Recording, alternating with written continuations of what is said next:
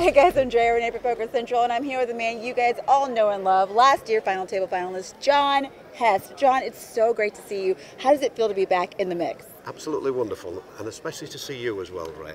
Thank you. It's been a whole year since I've seen you. I've met up with Cara a couple of times on my travels, but not you, so it was great to see you again, and brilliant to see all you lovely guys here at the Rio and the World Series of Poker, ESPN, PokerGO, all the others. I hope I haven't forgotten anybody. How's your life changed since you left here last year?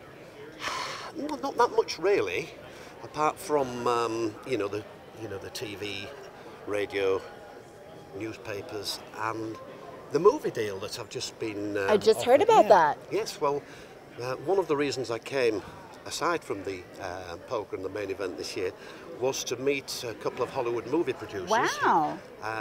In fact, I stayed the first 4 nights over at the Aria. That was actually before I played, and I met them there. We had a dinner on 2 weeks ago now, and finalised a movie deal to be based on my story and what happened largely last year. So, any talks on who's going to play John Hesp? Well, this, of course, has been discussed a number of times in the British media. And we've made, what shall we say, quite a fun play of this.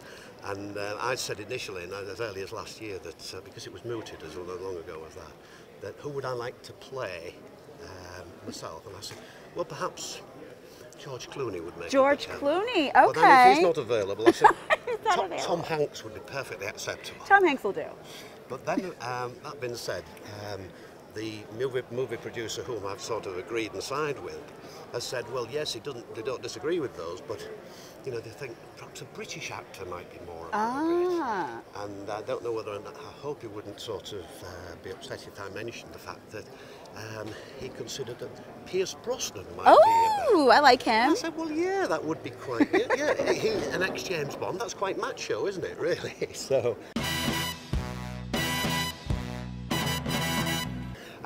We'll see what happens. I mean, obviously, when you sign a movie deal, and the rights, it's still a long way from getting in the can. So they've got a good scriptwriter on board, and they're all actually British guys, ex-patriot Britons, who actually emigrated out to Los Angeles, Hollywood about 20 years ago.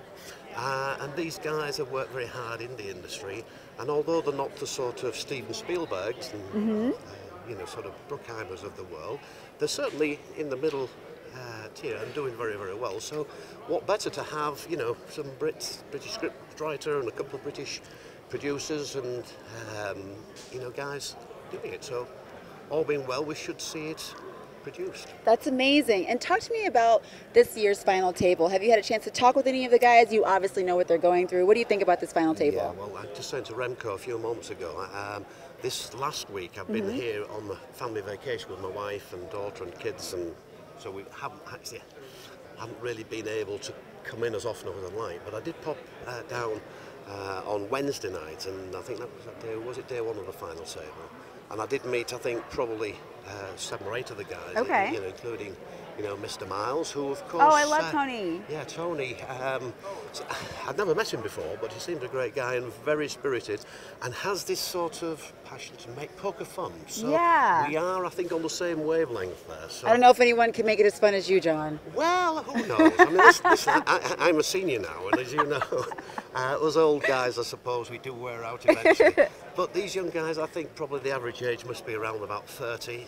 They'll have plenty of stamina, and hopefully, well, they'll need it this year because it's been a real and they didn't get a break like you guys Absolutely. last year. Well, last year was tough. Yeah. And I said to Remco a few moments ago that, last year was hard because it was the first year that they'd not done the November 9. Yeah. So we'd run right through. But we did get a break. You got 2 days, Yeah, we got 2 days break. And that made a big difference.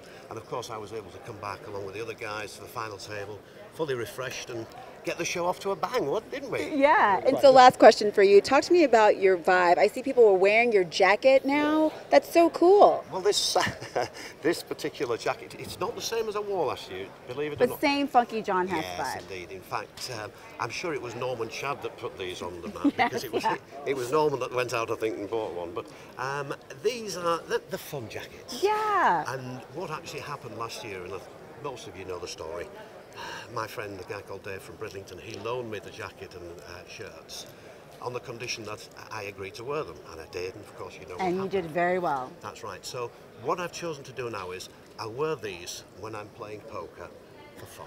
Yes. And I think this I sort love of, most it. people, they look at the jacket, they look at the shirt, and they smile and have a laugh, and I think that's Exactly. really what it's about. So that's really what it's about. As far as the actual label's concerned, I've got my own label now. Can you see Oh, this? John Can you see Hesp. this? John Hesp, Fun Fashion. I don't know Get whether it, guys. the camera's rolling. Yeah, we All see right, it. okay. And my own company, Bridlington Caravan Centre in Yorkshire Holiday Homes. Nice. So I'll get a plug for them. I'm not so sure that many people in the States are buying vacation homes from me, but who knows? Have the ball. Well, thank you so much for your time, John. We love you here. Thank you very much, Drea. This is John Hesp. I'm Drea Renee, and that's the 411. Thanks, John.